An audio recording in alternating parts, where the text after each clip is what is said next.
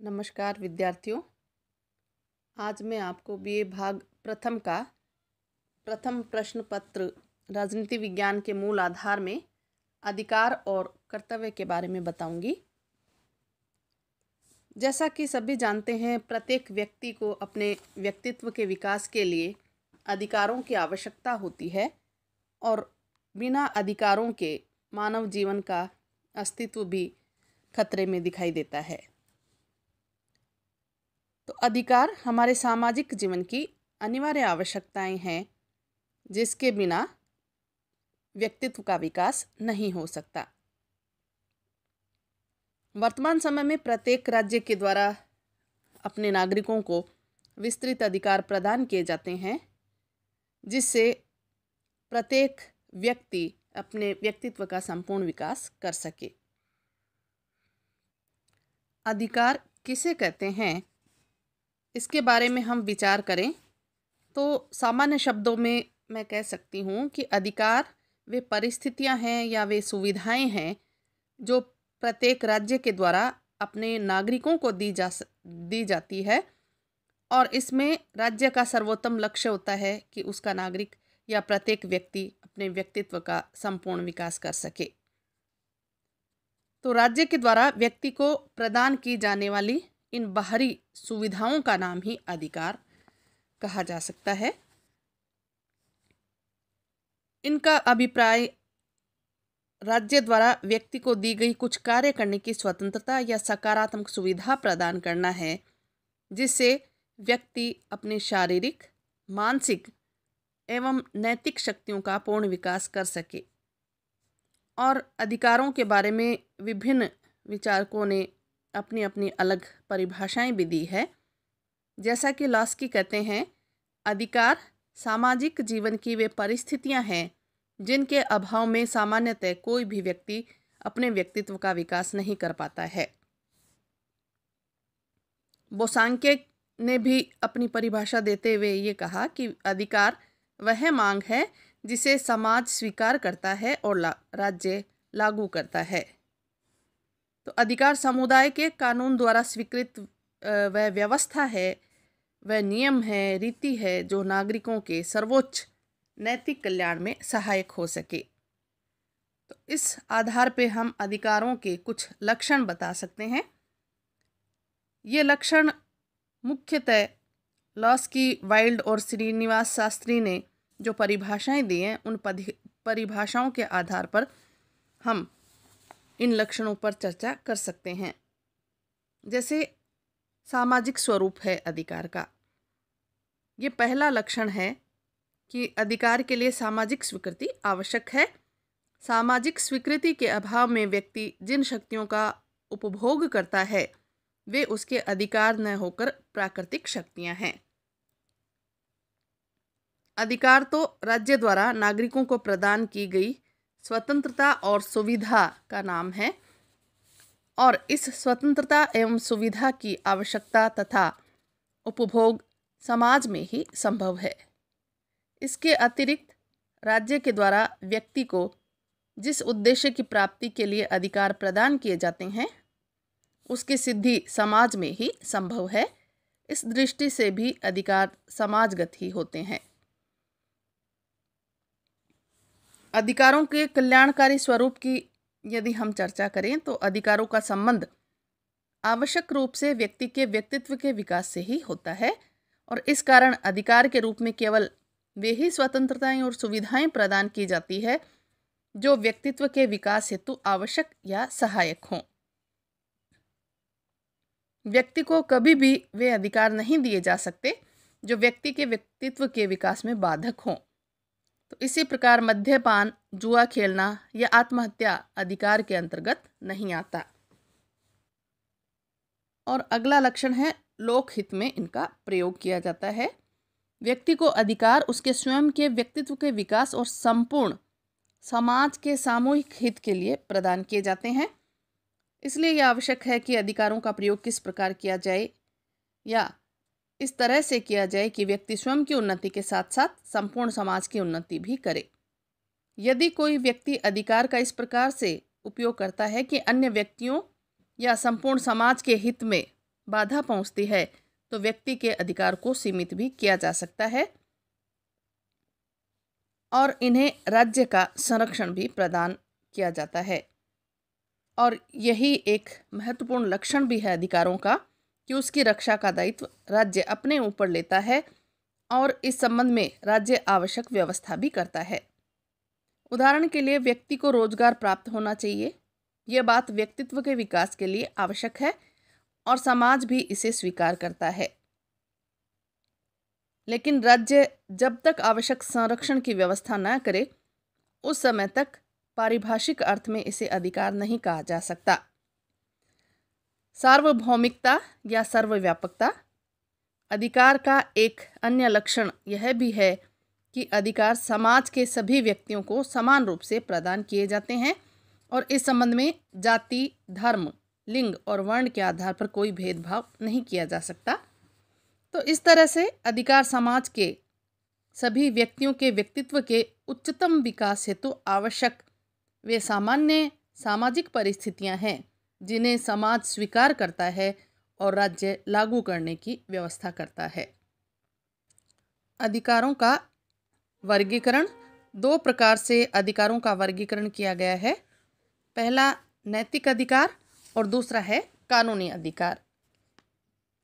नैतिक अधिकार वे अधिकार होते हैं जिनका संबंध मानव के नैतिक आचरण से होता है।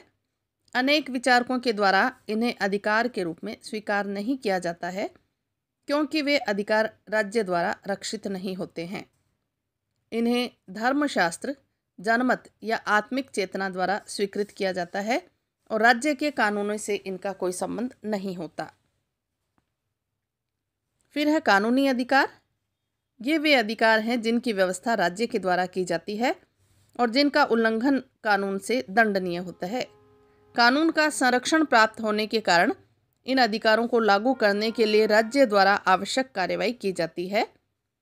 लिकोक ने इन अधिकारों की परिभाषा करते हुए कहा है कि कानूनी अधिकार वे विशेषाधिकार हैं जो एक नागरिक को अन्य नागरिकों के विरुद्ध प्राप्त होते हैं तथा जो राज्य की सर्वोच्च शक्ति द्वारा प्रदान किए जाते हैं और रक्षित भी होते हैं। कानूनी अधिकार दो प्रकार के होते हैं, एक तो सामाजिक या नागरिक अधिकार, दूसरे राजनीतिक अधिकार। तो सामाजिक या नागरिक अधिकारों में कुछ महत्वपूर्ण जो अधिकार शामिल किए जाते हैं वो इस तरह से हम एक एक करके इनके बारे में चर्चा करेंगे। जैसे पहला है समानता का अधिकार।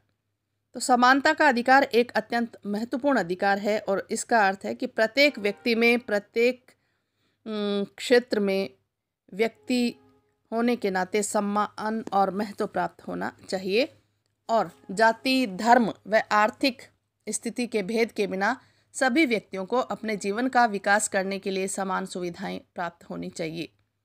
समानता का अधिकार प्रजातंत्र की आत्मा है और इसके भी कई भेद हैं, जैसे राजनीतिक समानता, सामाजिक समानता और आर्थिक समानता। राजनीतिक समानता का तात्पर्य है बिना किसी पक्षपात के देश के शासन में भाग लेने का अवसर प्राप्त होना। इस राजनीतिक समानता की प्राप्ति प्रजातंत्रात्मक शासन की स्थापना और वयस्क मताधिकार की व्यवस्था द्वारा ही संभव है। इसी तरह से सामाजिक समानता के अधिकार का तात्पर्य है कि समाज में धर्म, जाति, भाषा, संपत्ति, वर्ण या लिंग के आधार पर किसी प्रकार का भेदभाव नहीं किया जाना चाहिए और व्यक्ति होने के नाते ही समाज में सम्मान प्राप्त होना चाहिए।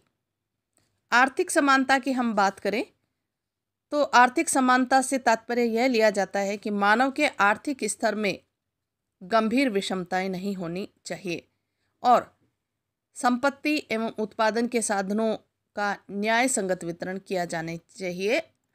आर्थिक समानता का अर्थ है एक ऐसी विषमता के अभाव से है जिसका उपयोग आर्थिक दबाव के रूप में किया जा सके। दूसरा है स्वतंत्रता का अधिकार। स्वतंत्रता का अधिकार जीवन के लिए परम आवश्यक है क्योंकि इसके बिना व्यक्ति के व्यक्तित्व और समाज का विकास संभव नहीं है। स्वतंत्रता से तात्पर्य उच्छृंखलता या नियंत्रणहीनता नहीं है। व्यक्ति को अपने व्यक्तित्व के विकास के लिए पूर्ण अवसरों की प्राप्ति होना ही स्वतंत्रता है।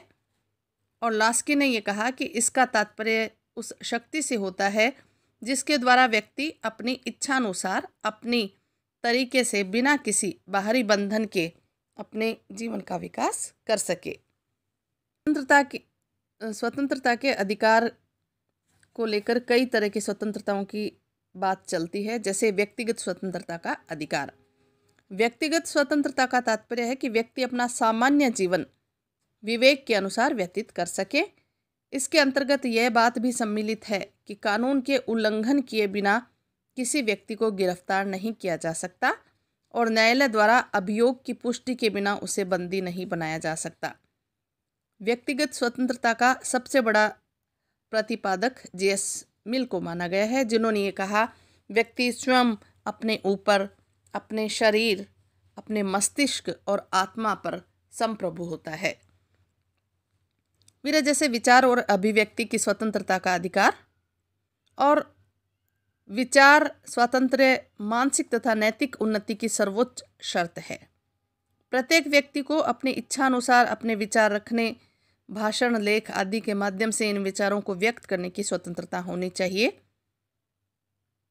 और सुकरात ने भी विचार त्यागने या विचार की स्वतंत्रता त्यागने की अपेक्षा मृत्यु को श्रेष्ठ कर समझा था। अंतःकरण की स्वतंत्रता की बात करें तो इसका अभिप्राय होता है धार्मिक स्वतंत्रता। तो प्रत्येक व्यक्ति को अपने विवेक के अनुसार धर्म को मानने और उसका आचरण करने और प्रचार करने की स्वतंत्रता होनी चाहिए और एक व्यक्ति पर उसकी इच्छा के विरुद्ध किसी प्रकार का धर्म नहीं लादा जा सकता। इसे हम व्यक्ति के अंतःकरण की स्वतंत्रता कहते हैं। फिर समुदाय निर्माण की स्वतंत्रता। संगठन ही मानव जीवन की उन्नति का मूल मंत्र है और इसलिए व्यक्ति को अपने समान विचार वाले व्यक्तियों के साथ मिलकर संगठन निर्माण करने की स्वतंत्रता होनी चाहिए। व्यक्ति को इस बात का अधिकार होना चाहिए कि वह जीवन के विविध क्षेत्रों में उन्नति करने के लिए राजनीतिक, आर्थिक और सांस्कृतिक समुदायों का निर्माण कर सके, लेकिन इस प्रकार के किसी भी संगठन को समाज विरोधी या अनैतिक कार्य करने की स्वतंत्रता नहीं दी जा सकती। फिर है जैसे नैतिक स्वतंत्रता। प्रत्येक व्यक्ति के लिए जरूरी है कि उसे नैतिक स्वतंत्रता प्राप्त हो, क्योंकि इसके अभाव में उसकी स्थिति दयनीय हो जाती है, जिसका तात्पर्य यह है कि व्यक्ति अपने विवेक और आत्मा के आदेश के अनुसार बिना किसी अनुचित लोभ लालच से कार्य कर सके। नैतिक स्वतंत्रता नींव के उस पत्थर के समान है जिस पर जीवन का संपूर्ण भवन आधारित होता है। फिर जैसे संपत्ति का अधिकार। मानव जीवन के लिए संपत्ति आवश्यक है, ये सभी जानते हैं। तो संपत्ति का अधिकार मानव जीवन में भी बहुत महत्वपूर्ण है, क्योंकि यह विचार मानव को उन्नति की ओर प्रेरित करता है। व्यक्ति अपने द्वारा कमाए गए धन को चाहे तो आज की आवश्यकताओं पर खर्च कर सकता है या अर्जित करके रख सकता है, और धन, जमीन, जायदाद के रूप में व्यक्ति द्वारा रक्षित इस संपत्ति को बिना मुआवजे दिए उसे छीना भी नहीं जा सकता। लेकिन वर्तमान समय में संपत्ति के अधिकार को अनियंत्रित रूप में स्वीकार नहीं किया जाता है। फिर है रोजगार का अधिकार। व्यक्ति को स्वयं अपने परिवार के भरण पोषण, आवास एवं शिक्षा के लिए धन की आवश्यकता होती है और व्यक्ति यह आर्थिक शक्ति किसी न किसी प्रकार का काम किए बिना प्राप्त नहीं कर सकता। अतः वर्तमान समय में यह जरूरी है कि व्यक्ति को काम प्राप्त करने का अधिकार होना चाहिए और इस काम के बदले में व्यक्ति को उचित पारिश्रमिक प्राप्त होना चाहिए। इसी तरह है शिक्षा का अधिकार। शिक्षा मानव की मानसिक एवं आध्यात्मिक खुराक है और शिक्षा के आधार पर ही व्यक्तित्व का विकास भी संभव है। तो सभी नागरिकों को शिक्षा प्राप्त करने का अधिकार होना चाहिए और इतना ही नहीं, शासन को धनवान एवं निर्धन दोनों ही वर्गों को शिक्षा संबंधी सुविधाएं प्रदान की जानी चाहिए। वाचनालय, पुस्तकालय और संग्रहालयों की स्थापना भी की जानी चाहिए। प्रारंभिक शिक्षा को अनिवार्य और निःशुल्क रूप में व्यवस्था की जानी चाहिए। फिर जीवन का अधिकार। सभी अधिकारों में जीवन का अधिकार सबसे अधिक मौलिक है, क्योंकि इस अधिकार के बिना किसी भी अधिकार की कल्पना नहीं की जा सकती। प्रत्येक व्यक्ति को जीवित रहने का अधिकार है और राज्य इस बात की व्यवस्था करेगा कि कोई दूसरा व्यक्ति या राज्य व्यक्ति के जीवन का अंत न कर सके। फिर है परिवार का अधिकार। राज्य के समान ही परिवार भी मानव जीवन के अनिवार्य संस्था रही है और मानव जाति के विकास में परिवार का योग किसी भी दूसरी संस्था से कम नहीं है। अतः व्यक्ति को विवाह कर परिवार का निर्माण करने और संतान के पालन पोषण का अधिकार होना चाहिए और राज्य के द्वारा इस संबंध में कोई अनावश्यक हस्तक्षेप नहीं किया जाना चाहिए। तो ये हैं सामाजिक या नागरिक अधिकार। अब हम विचार करेंगे कि राजनीतिक अधिकार कौन से हैं और राजनीतिक अधिकार किसे कहते हैं। ये वे अधिकार हैं जो व्यक्ति के राजनीतिक जीवन के विकास के लिए आवश्यक होते हैं और इसमें हम महत्वपूर्ण अधिकार ले सकते हैं, जैसे मत देने का अधिकार। तो प्रत्येक व्यक्ति को वयस्क मताधिकार होना चाहिए। जनता मताधिकार के माध्यम से ही देश के शासन में भाग लेती है और मतदान को प्रजातंत्र की आधारशिला भी कहा जाता है। तो मत देने के साथ साथ निर्वाचित होने का अधिकार भी प्रत्येक व्यक्ति को होना चाहिए और उम्मीदवार के रूप में खड़ा होने पर किसी भी तरह का कोई भेदभाव नहीं किया जाना चाहिए। फिर है सार्वजनिक पद ग्रहण करने का अधिकार। इस संबंध में योग्यता के अतिरिक्त अन्य किसी आधार पर भेद नहीं किया जाना चाहिए और सभी व्यक्तियों को सार्वजनिक पद ग्रहण करने का अधिकार होना चाहिए। आवेदन पत्र और सम्मति देने का अधिकार भी राजनीतिक अधिकार में आता है और यह लोकतंत्र का आदर्श है कि शासन का संचालन जनहित के लिए किया जाए। अतः नागरिकों को अपनी शिकायतें दूर करने या शासन को आवश्यक सम्मति प्रदान करने के लिए व्यक्तिगत या सामूहिक रूप से कार्यपालिका या व्यवस्थापिका अधिकारियों को प्रार्थना पत्र देने का अधिकार प्राप्त होना चाहिए और शासन की आलोचना का अधिकार भी हम इसी के अंतर्गत शामिल कर सकते हैं। तो इस तरह प्रत्येक व्यक्ति के संपूर्ण व्यक्तित्व के विकास के लिए ये संपूर्ण अधिकार, जिनके बारे में मैंने अभी बताया, सामाजिक या नागरिक अधिकार या राजनीतिक अधिकार, ये सभी अधिकार उसे प्राप्त होने बहुत ही आवश्यक है। धन्यवाद।